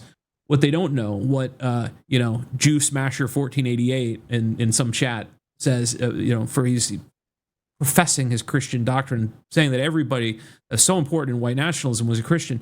What they don't know is that a lot of them weren't. There was a lot of them were Christian identity, but a lot of them weren't. David Lane had very scathing things to say about the New Testament. So if you go to Crossing the Rubicon, really wild quotes in here about like what he thought of this. And he was basically saying a lot of the same things you're saying. William Luther Pierce, same thing. You have a whole video on that. I mean, there's many of them, but let's see, you can keep going. Classic. The Romans said this stuff. The Germans said this stuff. Yeah. Nietzsche said these things. Like, non-Christian Europeans, like, since Christianity existed, have always said this stuff. And the reason we don't have a whole lot more of it from the very beginning is because the Christians destroyed it. They destroyed their criticisms of Christianity. They burned their books. They burned the blasphemers and the heretics. Yeah, absolutely. If you look at this, so like this one, it says, now as our race slides into the abyss of extinction at breakneck and exponentially increasing pace, some lines must be drawn, some rules must be set, and every aware Aryan must cross his or her personal Rubicon. The fence-sitters, the lukewarm, the hobbyists, the CRAP, Christian right-wing American patriots, either do nothing or they continue their exact same losing and genocidal tactics as their predecessors over the last century or more. Those who speak and act with eloquence of emergency and the fanaticism of desperation, with their focus on racial survival, elucidated in the 14 words, are friends. All others, at best, are blobs of inconsequential protoplasm and more likely mortal enemies. And he goes on throughout here to talk about, the New Testament in very scathing ways. But they all step over this sort of stuff. They'll want to, burn someone like you or Simon Crims or other people at the stake. And you're not really different, but they'll still like worship they'll have 14 in their title of their account. So there's a massive inconsistency is what I'm trying to get at here between there's a lot of like Nazi Christians as well too. And they're ignoring all of the quotes and that Germany was like phasing out Christianity and saw it as a threat and saw it as foreign and subversive and was going back to Germanic paganism. They ignore all that as well too and lie about that. I see all the time. Yeah. Volkish Spirit is really dug up a ton of quotes that I've seen on that stuff. Awesome. Yeah. What is his other one? Like NS Heathenry too is the Telegram that has all that stuff. A lot of historical quotes on that too. But these Christians lie, that they all they have is lie and cope to cover up these things. And they'll try to be like, oh, that's only Adam Green and neo-pagans say Jesus is Jewish. Like, stop lying. It's like they're lying to us, but I think they're also lying to themselves. They're self-deceived. Yeah. Because they can't just face reality. But to try to like dismiss criticisms of Christianity because like I say it and they can cope in their mind. That's why so many of them try to say that I'm Jewish too, which I'm not at all. They'll say he's Jewish so they don't have to cope. They don't have to deal with any of the things I'm saying. But I'm not the first one to notice any of these things about Christianity. Not even close. No, that's true. That's exactly my point, is that they want to burn you guys at the cross and anybody that does this, but they don't understand that some of the people they profess to be their heroes were in the same camp as you, basically. And I think they don't know that just for lack of understanding and knowledge. All right, let me some more things here. Let's see. Strathmore says, is this the right amount for a super secret Masonic mega stream? So you get you with that one too. They call you a Mason, your secret Mason as well. They try to pay me with that one. That's one of their favorites. I've gotten a little bit of that, not really much. Mostly just people claiming that I'm Jewish, which is retarded. I'm literally 6'4" with blonde hair and blue eyes. My whole life I had like Targaryen white hair. My two daughters have the same like pure white hair.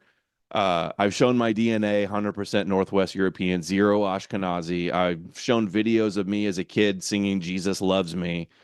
Like I've been online for 10 years exposing Jews and Judaism. And then the people that worship the King of the Jews and the God of the Jews, they call me a Jew because I don't believe in the Jewish religion.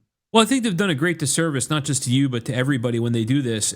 Everybody they don't like is a Jew. So what that does is it waters down the accusation, and it makes it so that anytime you say somebody is that, when they actually are that, and they actually are sneaking around trying to do something, well, now it's all very confusing. It's like when they do, every time Patriot Front marches, feds from all the conservative major accounts, it does the same thing. It waters it down. So when there actually is a Fed and that accusation needs to be used, the whole boy who cried wolf shit has been going on for, years. So everybody's all numb to it.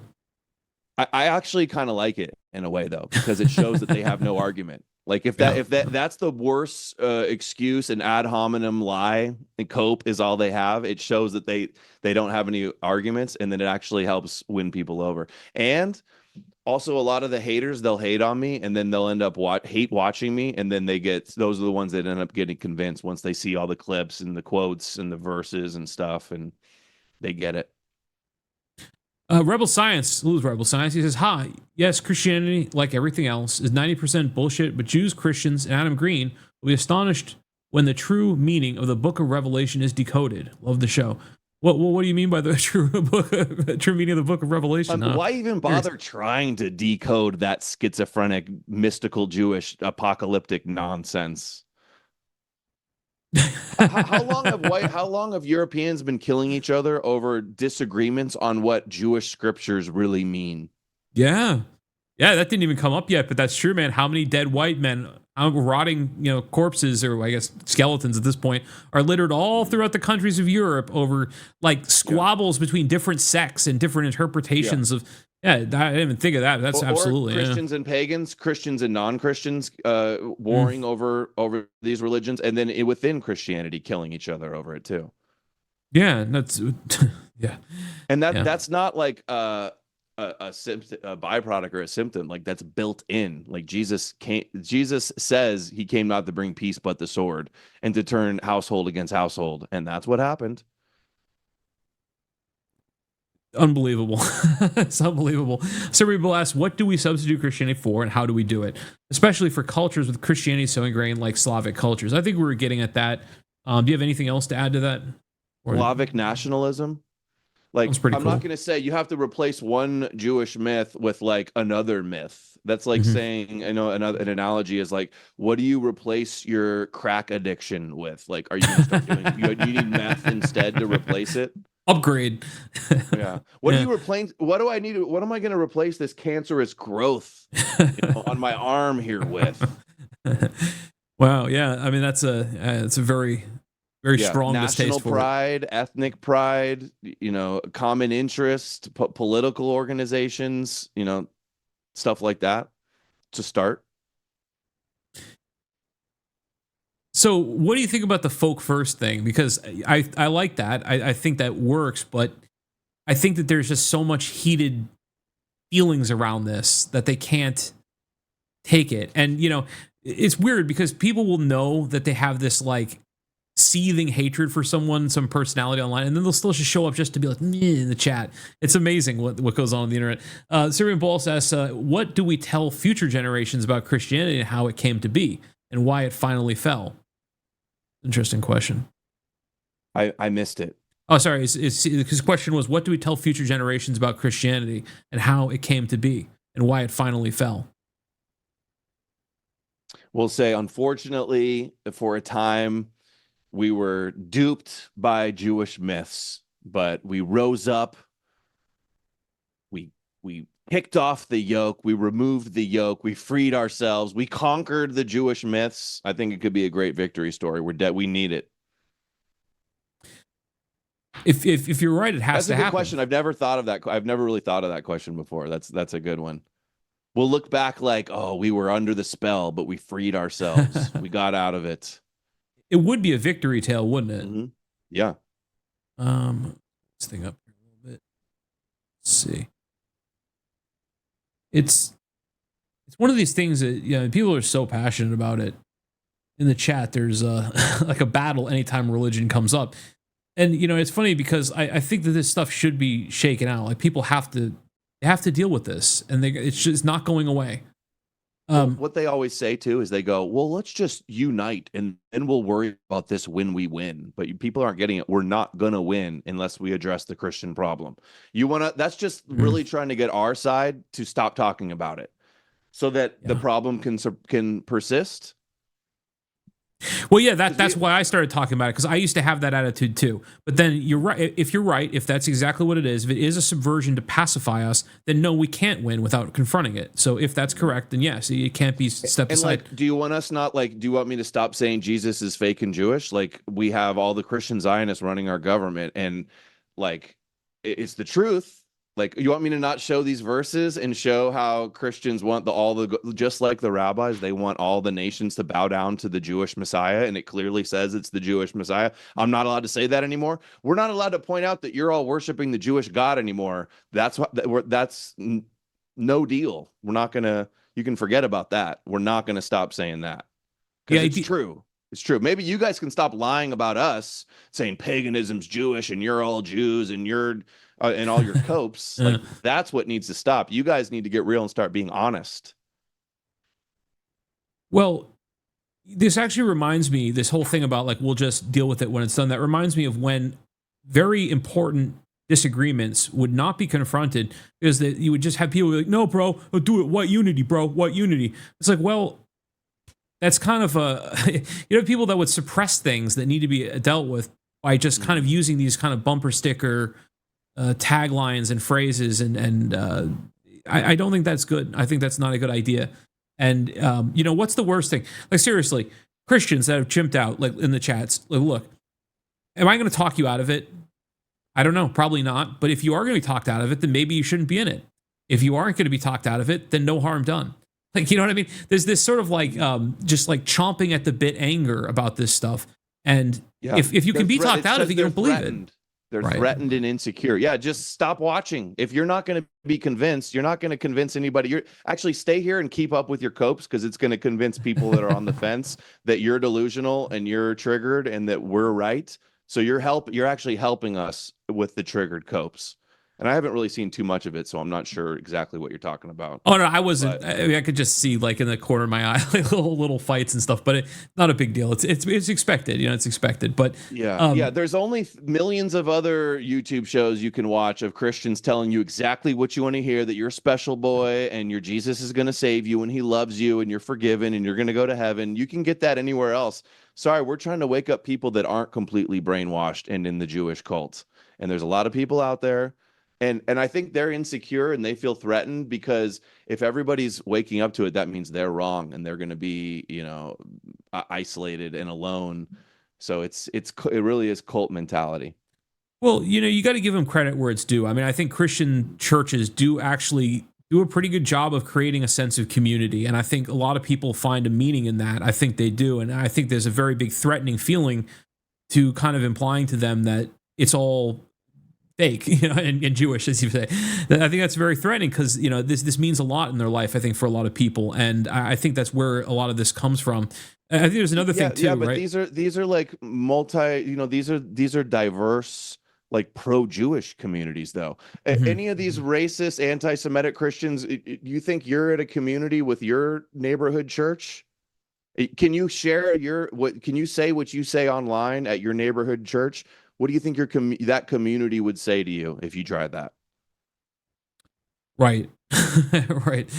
Yeah, no, it's true. We got a community. Join our community. Our community is growing. We're on the right side of things. We don't worship Jew gods. So if you don't want to worship a Jew, your community's with us. Yeah, no, I think that's a good proposition. The other thing I think that factors into this, to kind of start putting a bow on this whole thing,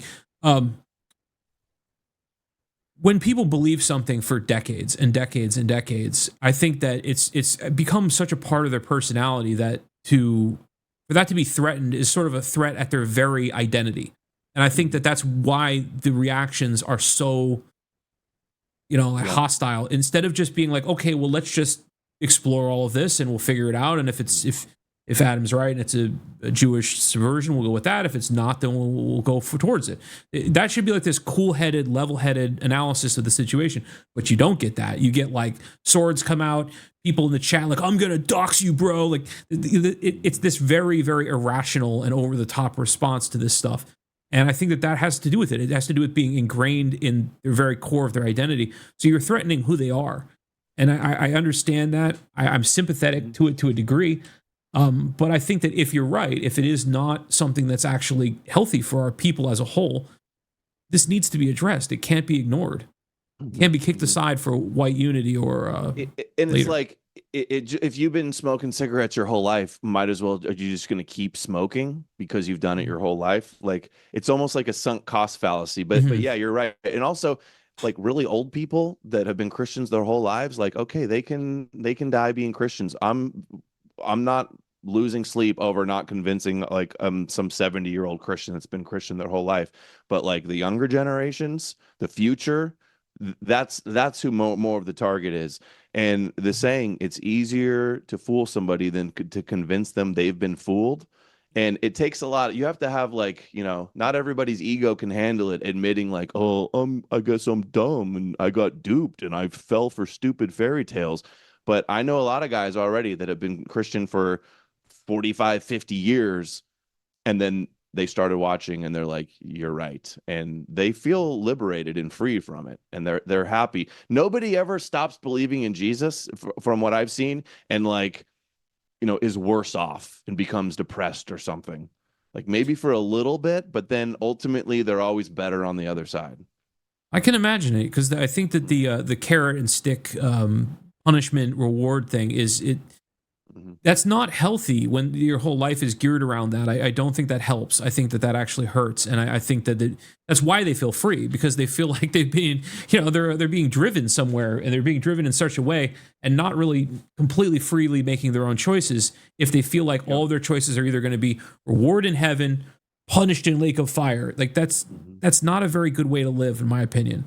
I understand. I think a lot of people too, because most Christians are indoctrinated since they were young by their parents. So the idea that like their parents lied to them, or not lied to them, but their parents misled them their whole life, like that's hard for a lot of people to overcome as well. It wasn't really for me, because I never really liked church. I always thought it was culty and weird, like the dipping in the water, the drinking the blood, and praying to Jesus, and all of these, mythological stories.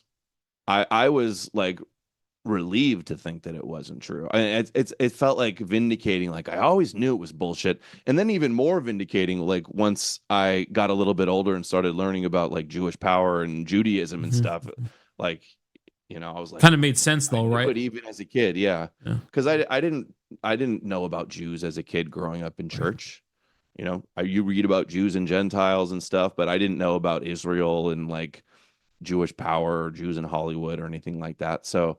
But to learn about that and then realize, well, wow, I wasn't just raised in like a crazy cult, but it was like a crazy Jewish cult. It made me even happier that I got out of it. No, it makes sense, man. I mean, I don't think cult stuff is good for us. I mean, I've explored the issue of cults, studied this, and it doesn't seem very healthy. I've known people that were very good friends that are, basically lost connection because they went along with and joined up with cults, and it pissed me off really bad. It wasn't Christianity, it was something else. But I think it's you feel like they died is what you feel like when they do that. So I do think the issue of cults is very serious, and if it can be viewed in that way, and this is something that has to be talked about. And so what do you think about these spaces? Is sort of a kind of ending thought. What do you think about these? Because people have mentioned that a number of times, that there are spaces that are going on where this is being debated and stuff. Is progress being made, or is it just sort of the usual round and around stuff with it? I think a little bit of progress has been made, but it needs to be, more people need to get involved in this, and it needs to be happening. The gatekeepers are out there. You're not seeing big did Jesus exist debates on huge platforms. You're not seeing Christian question debates on the big platforms, because all these people with big platforms make so much money, and they don't want to. If they come out against Christianity, or they even give a platform to something that's anti-Christian, they're risking millions of dollars at stake. Yeah, and these people online don't want to do it. No, that's true. I mean, could you imagine like Stu Peters or Alex Jones being like, "Yeah, it's all a psyop," like that? You're right. There goes like 80% of the audience. So you're right. Yeah, and with the money, and that's a big part of it too. Yeah. Even the conspiracy channels too, like so much of like the conspiracy truther internet, it's been dominated by religious people for so long, and so they'll think everything's a conspiracy, but like the number one religion in the world that's worshiping the Son of God is a Jew, and the Jews were chosen. Like everything's a conspiracy, but that's, and then all the conspiracies are rooted around like, oh, that's Satanist and Luciferians and stuff. And all of that, it just keeps you, is completely trapped in the Judeo paradigm, where it's the Jewish boogeyman that's corralling you towards this. If that's the problem, is Satanists in the world, then the solution is the Jewish God and Jesus, obviously. So that's how people are trapped. Paladin is admitting defeat. He says, I guess Christianity is doomed. They found out that there are Jews in Hollywood. LOL. Yeah, Paladin's my Christian fan. Paladin's my Christian buddy. He's he's kind of doing a jab joke. Yeah. Well, there's millions of huge Christian channels all over, promoted in the algorithm on every social media platform. Your smart TV you turn on, you can watch Christian content forever. Oh. There's Jesus magazines at the checkout stand at the grocery store. There's churches on every corner. But I'm banned almost everywhere from Twitter. And are there any big Jew platforms exposing Jesus, that Jesus didn't exist? No, there's no big Jews out there doing that. Do you think, based on just kind of what his question made me think of, do you think there's a time where it'll sort of be announced, like, not announced, but you know what I mean? It'll be kind of clear that, like, okay, well, this isn't going to go forward, because, like you said, it is on the decline as a religion. Whether that's a good thing or a bad thing, I guess that's up to your perception. But it is on the decline. That's just a fact. And do you think there's a point where people are going to just go like, okay, well, like why even try? It's done. Like statistically, it's on a decline, but there's still like, especially on like right-wing internet, there's a resurgence of it. And I think that's not by accidents. That resurgent benefits the Jews. It's keeping everybody on the plantation. And that's why it gets boosted in the algorithms and probably even botted, I would think, as well, too. And even if the masses stop going to church and more people stop believing, there's still going to be like a remnant of like hardcore believers that I don't know if it'll ever completely go away.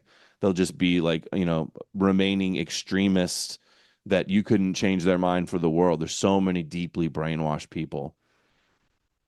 Yeah, no, I think that's true. Just in general, people are susceptible to it. Yeah. There was one more question that came to mind, and now it slipped my mind again.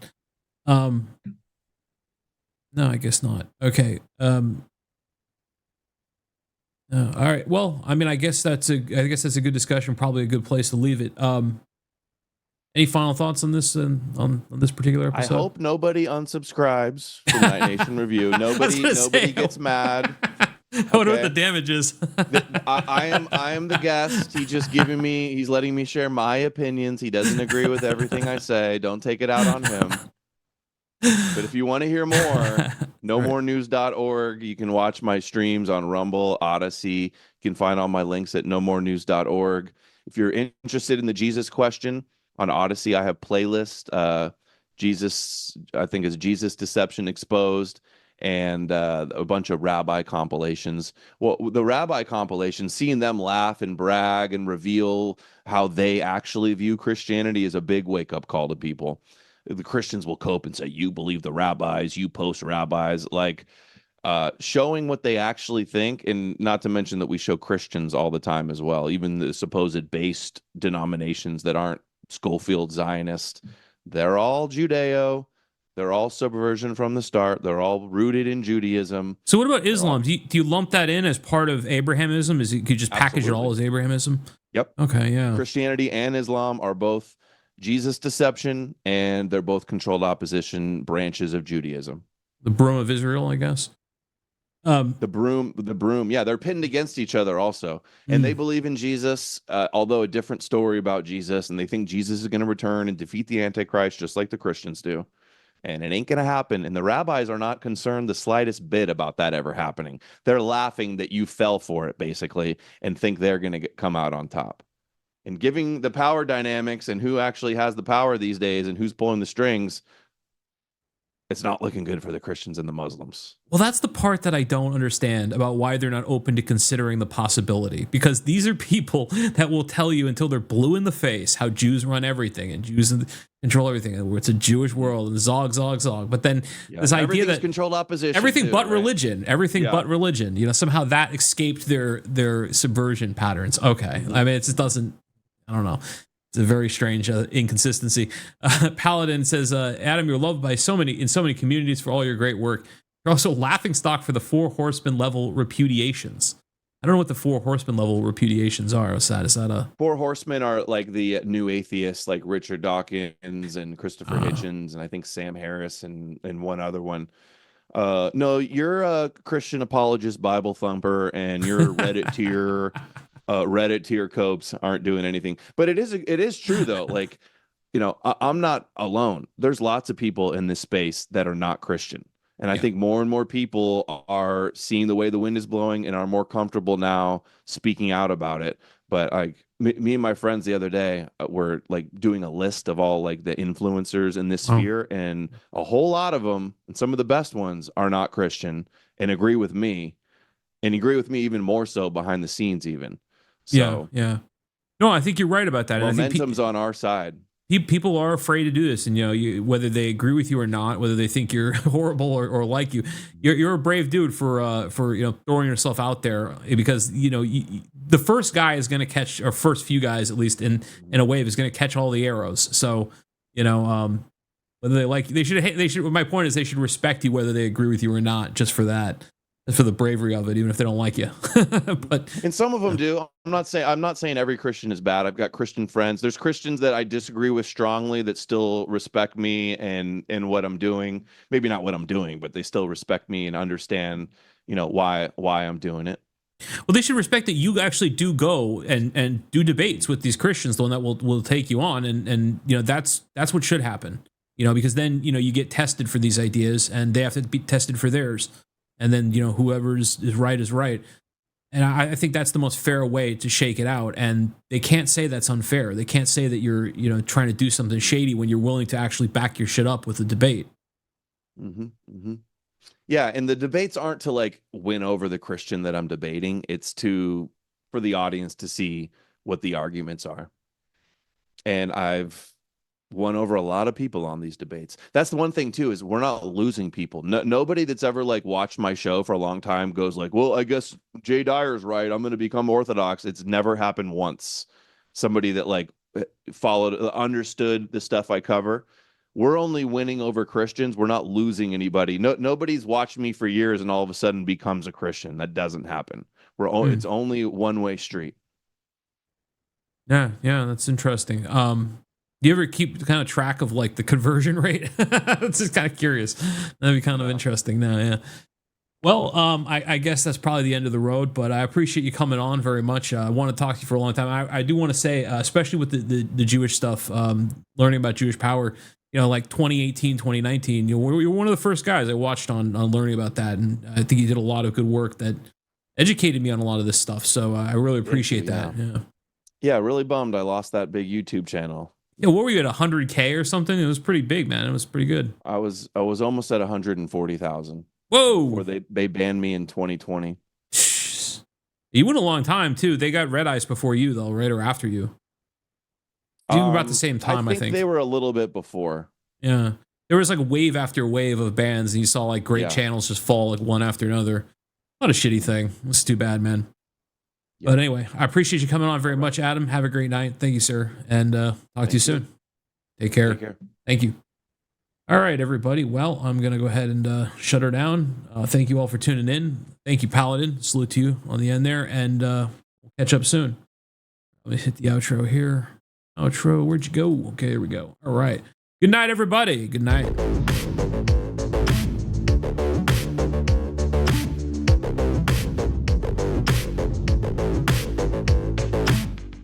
One of the best ways you can support the show right now is to order one of these fantastic new books from our sponsor, BannedByAmazon.com. Use code NNR for a 10% discount on a fantastic selection of books, media, and more. You can also support the show by ordering books from AntelopeHill.com. Receive 5% off your order with code NNR. They have an extensive collection of literature that is banned and rarely available. AntelopeHill.com, code NNR. Banned by Amazon, code NNR. One truth can break a foundation as though it were made of glass. One truth can create a new vision. Follow Adam Green. Follow No More News. Follow this channel if you haven't already. Have a good night, everybody.